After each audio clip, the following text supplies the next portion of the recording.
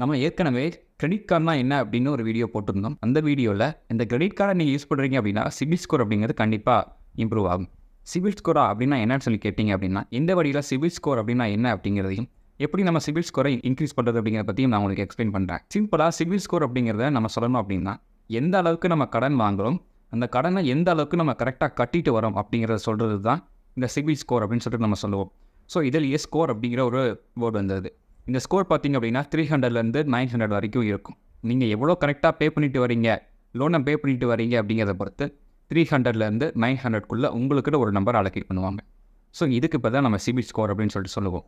இந்த சிபில் ஸ்கோரை எப்படி மெயின்டைன் பண்ணுறது, எப்படி இன்க்ரீஸ் பண்ணுறது அப்படின்னு சொல்லி கேட்டிங்க அப்படின்னா கண்டிப்பாக நம்மளுடைய இந்தியன் சிபில் சிஸ்டத்தை பொறுத்த வரைக்கும் நீங்கள் லோன் அல்லது கிரெடிட் கார்டு அப்படிங்கிறத வாங்கியிருக்கணும். ஸோ அப்போ தான் உங்களுக்கு சிபில் ஸ்கோர் அப்படிங்கிறது ஜெனரேட் ஆகும். நீங்கள் லோன் அல்லது கிரெடிட் கார்டை வாங்கி கரெக்டாக மெயின்டைன் பண்ணிக்கிட்டே வரீங்க அப்படின்னா உங்களுக்கு சிபில் ஸ்கோர் அப்படிங்கிறது இம்ப்ரூவ் ஆகும். இது வெறும் சிம்பிள் ட்ரிக் அப்படின்னு தான் நம்ம சொல்லணும். இதை விட இன்னும் டீட்டெயில்டாக இதை பற்றின வீடியோ வேணும்னு நினச்சிங்க அப்படின்னு கமெண்ட்டில் கேளுங்க. அதை பற்றி நான் உங்களுக்காக டீட்டெயிலாக ஒரு வீடியோ போடுறேன்.